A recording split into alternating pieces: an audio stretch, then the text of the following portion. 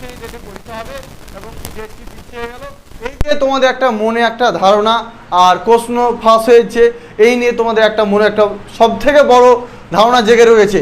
তোমরা নিজে নিজে একটা সব থেকে দুর্বল পয়েন্টে তোমরা পিছিয়ে পড়ছো, একদম পিছিয়ে পড়ছো। যারা পড়াশোনা করছো তারাও পিছিয়ে পড়ছো যে কোয়েশ্চেন ফাঁস হয়েছে, পরীক্ষার ডেট পিছিয়ে হয়েছে।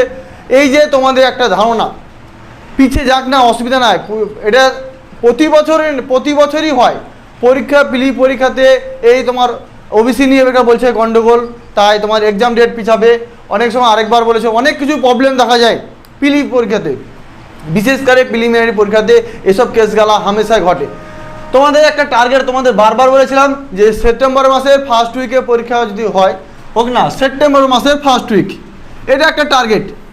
যে টার্গেটটা নিয়ে তুমি চলো না, মাত্র 2 মাস, মনে করো যে 2 মাসও সময় নেই, এই ফার্স্ট উইক ডেট অবশ্য পেছাচ্ছে, যত পেছাক না, নিজেকে তুমি এই সেপ্টেম্বর মাসে নিজে কতটা তুমি প্রিপারেশন নিচ্ছ সেটা তোমার কাছে নিজেকে ভাইটাল পয়েন্ট।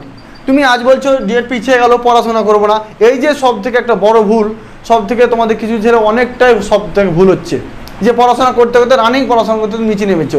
প্রশ্ন ফাঁস তো হয়েছে, প্রতি বছরই হয়েছে, এবছরও তোমাদের দেখবে প্রশ্ন ফাঁস নিয়ে তোমাদের একটা খুবই একটা আগে থেকে দেখবে যে 2 দিন আগে কোশ্চেন না 3 দিন আগে কোশ্চেন, এই নিয়ে একটা ছেলেদের হোয়াটসঅ্যাপে সব থেকে ছড়িয়ে ছিটিয়ে পড়ছে কোশ্চেন যে 2 দিন আগে নেবে না 3 দিন আগে, রেট এত টাকা লাগবে।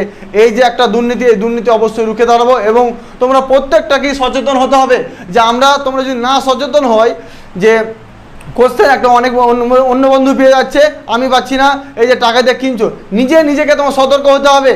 কার কাছে যদি থাকে প্রমাণ থাকে তো অবশ্যই আমাকে গ্রুপে জানাবে যে দাদা এরকম কেস হচ্ছে, আমাকে বলছে 2 দিন আগে কোশ্চেন দেবো, তাদেরকে অবশ্যই তুমি আমাকে দিবে, তাদের ব্যবস্থা মানে দেখা হচ্ছে। নিজেকে সচেতন হতে হবে এবং সচেতনমূলক চেষ্টা গড়ে তুলতে হবে। কোশ্চেন ফাঁস হচ্ছে, কোশ্চেন ফাঁস নিয়ে আমরা বিরোধিতা অবশ্যই করব, কিন্তু কি এখনকার সমাজের আমরা দেখে থেকে যাচ্ছি যে আমিও কিছু কোশ্চেন পাচ্ছি, নাম্বার পেয়ে যাচ্ছি, এদিকে খুব একটা, কিন্তু দেখছো না যে নিজে কতটা একটা ভুল পথে চলছো। যারা সঠিকভাবে প্রিপারেশন নিচ্ছে তারা কিন্তু অবশ্যই তো পাস করছে না, তারা অবশ্যই পাস করছে, কিন্তু একটা কাট অফ মার্ক ধরো 100 মার্কেরই পরীক্ষা, একটা কথা করে 100 মার্কের পরীক্ষা তোমার 80 মতন ছেলে কজন পাবে? কোশ্চেন যদি ফাঁস হয়ে যায় 80 মতন ছেলে কজন পাবে? ছেলেবেলাদের কাট অফ খুব যে 60 পেতে মাথা গরম হয়ে যায়, প্রিপারেশন নিয়ে এত পড়াশোনা করে 60+ পেতে স্কোর করতে মাথা গরম হয়েছে। তার জন্য বলছে তোমাদের ব্যবস্থা করছি, কোশ্চেন না ফাঁস হয়।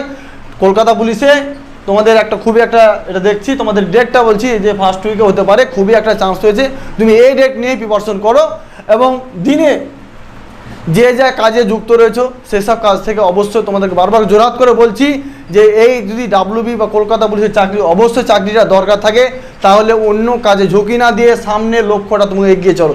তুমি একটাই সুযোগ, তুমি ভেবে নাও যে এই বছরই আমার লাস্ট, এ কলকাতা ডাব্লিউবিসি এটাই শেষ, তোমাকে এইভাবে নিজেকে প্রিপারেশন নিতে হবে, বাকি কাজে তোমাকে মন্দ হবে না। দিনে প্রতিদিন তোমাকে এখন 7 থেকে 8 ঘন্টা সময় বার করতে হবে, পড়াশোনার পেছনে 7 থেকে 8 ঘন্টা অবশ্যই জরুরি। এই কম্পিটিশন তোমার এখন দিন দিন যে কম্পিটিশন হচ্ছে না, বিশাল কম্পিটিশন, তার জন্য বলছি সময় তোমাকে বাঁচাতে হবে। সময় থাকতে সময়ের মূল্য দেখো।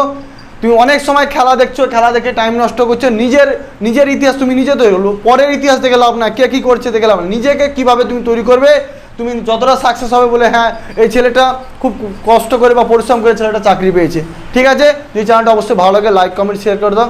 জয় হিন্দ, বন্দে মাতরম।